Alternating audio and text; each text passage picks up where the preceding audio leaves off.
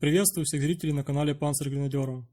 В этом видео мы рассмотрим структуру и вооружение артиллерийского взвода 10-сантиметровых орудий на механической тяге.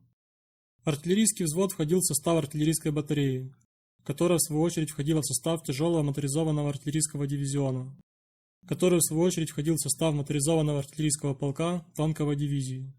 Вот такая получается структурная вертикаль.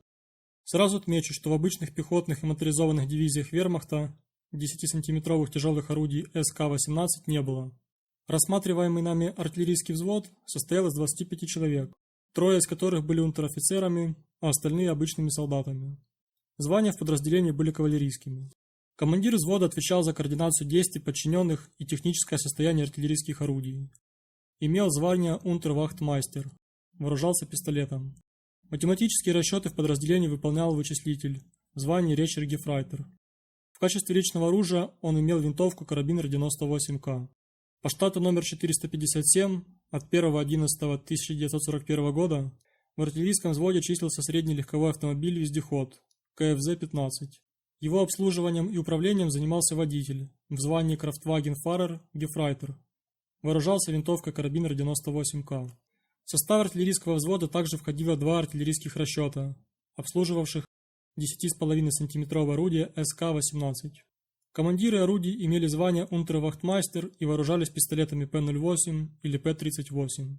В их непосредственном подчинении находилось 8 канониров-гефрайтеров, 7 из которых вооружались винтовками карабинер 98К, а один пистолет-пулеметом МП-40. На канониров возлагались задачи обслуживания орудий и ведения огня. За поднос боеприпасов и ремонт пушек они не отвечали. Для этих функций в составе артиллерийской батареи выделялись отдельные подразделения.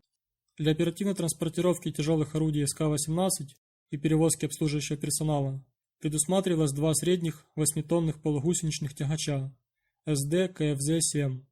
Их управлением занималось 4 водителя, двое из которых одновременно были слесарями-мотористами.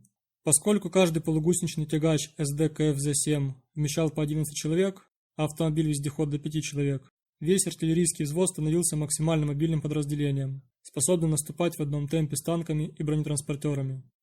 Рассмотрим подробнее технические характеристики тяжелых 10,5-сантиметровых орудий СК-18.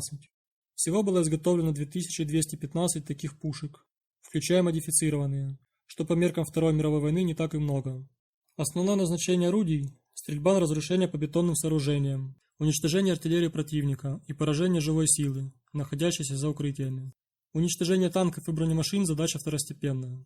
Дальность стрельбы орудий СК-18 достигала 19 км, скорострельность 6 выстрелов в минуту. Общий вес пушки – 6,4 тонны. На развертывание орудия из походного положения в боевое требовалось от 5 до 7 минут.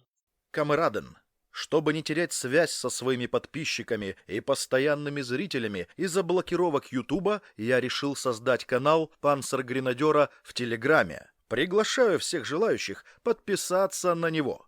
В Телеграме я публикую редкие раскрашенные фотографии с подписью, штатные структуры различных подразделений в наглядном виде, рисунки униформы и снаряжения солдат различных родов войск, а также все видеоролики, которые выходят на Ютубе. Ссылку на телеграм-канал вы найдете в описании под видео и в закрепленном комментарии. Присоединяйтесь к сообществу самых активных зрителей проекта «Панцергренадер». Теперь вкратце рассмотрим технические характеристики и возможности транспортных средств взвода.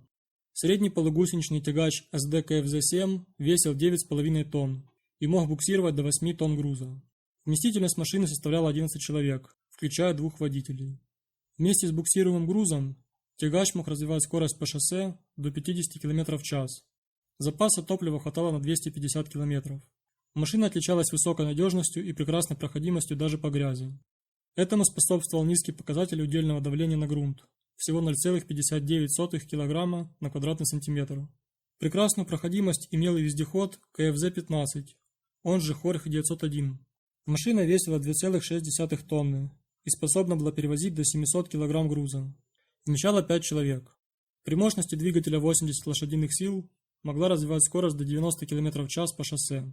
Это прекрасный образец военной техники для того времени, идеально приспособленный для езды по бездорожью. Подведем итоги по артиллерийскому взводу. Основу огневой мощи подразделения составляли 2 тяжелых орудия СК-18. Помимо этого на вооружении имелись 3 пистолета, 21 винтовка и 1 пистолет-пулемет. Все солдаты были обеспечены механизированным транспортом, поэтому пешком никто не плелся. Если вам нравятся подобные видео, не забудьте подписаться на канал Панцергренадера, нажать на колокольчик и выбрать пункт «Получать все уведомления». Так вы будете всегда в курсе выхода новых роликов на канале. Благодарю за внимание.